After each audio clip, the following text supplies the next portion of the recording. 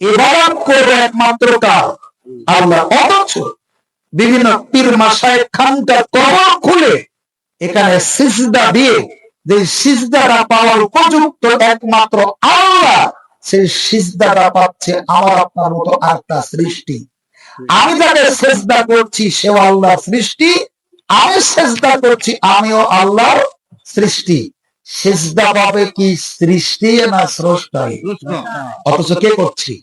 দেখেন, হাজার হাজার মাজার খানকা তুলে এখানে সিজদা করা হচ্ছে। আল্লাহ বলছেন, ইন্নাকা লা তুসমিউল মাউত, হে রাসূল আপনি কোনদিন মৃতকে শোনাতে, যারা মারা গেছে তাদেরকে শোনাতে পারবেন না।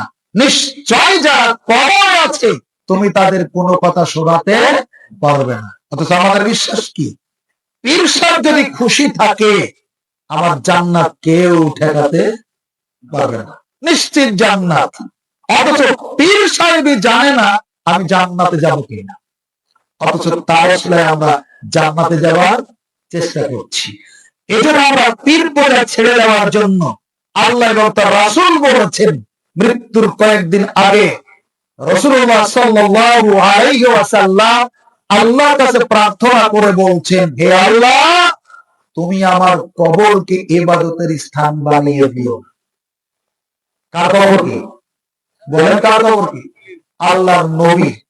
সারা পৃথিবীতে আল্লাহকে যারা মানে তাদের কাছে প্রিয় মানুষ কে?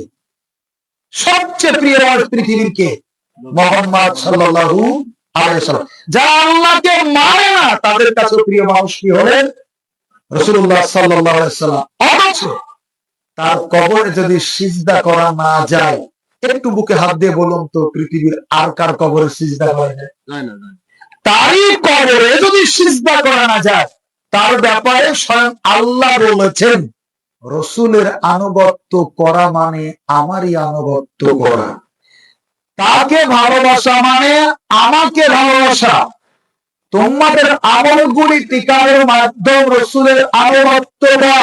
শুধু তাই নয়, আবু বকর, ওমর, আলী, উসমান রাদিয়াল্লাহু তাআলা আনহুম তাদের সামনে আল্লাহ আয়াত নাজিল করে বলছেন, হে মুমিনরা নবীর সাথে বসাকালীন একই বৈঠকে বসেছে, যেই বৈঠকে নবী, যেই বৈঠকে তোমরা, তোমাদের কণ্ঠের আওয়াজ নবীর আওয়াজের চাইতে বলেন বলেন নিচু করো, ছোট করো, খাটো করো, আওয়াজ যাতে তোমাদের কণ্ঠে নবীর আওয়াজের চাইতে বড় বেশি না। যদি হয় তোমাদের অজান্তেই তোমাদের জীবনের সব আমল আমি আল্লাহ নষ্ট করে দিব। ধমকাচ্ছেন আবু বকরকে, ওমরকে, আলীকে, উসমানকে। কণ্ঠের আওয়াজ জোরে হলে কি হবে? বলেন আমল নষ্ট হবে। আর আমরা খালি কথাই বলছি না, বরং তাকে অসন্তুষ্ট করার সবচেয়ে বড় মাধ্যম মাখলুককে, কোন সৃষ্টিকে সিজদা করা, সেটাও করছি, দ্বিধাবোধ করছি না। আর আপনার জীবনের প্রত্যেকটা ইবাদত কার জন্য হতে হবে? আল্লাহর জন্য। এজন্য আল্লাহ রাব্বুল আলামিন বলছেন, লা তাসজুদু লিশ-শামসি ওয়া লিল-কামারি ওয়াসজুদু লিল্লাহি খালাকাহুম। তোমরা সূর্যের সিজদা করো না, চন্দ্রকে সিজদা করো না, তোমরা সিজদা করো সূর্য চন্দ্রকে যিনি সৃষ্টি করেছেন তাকে।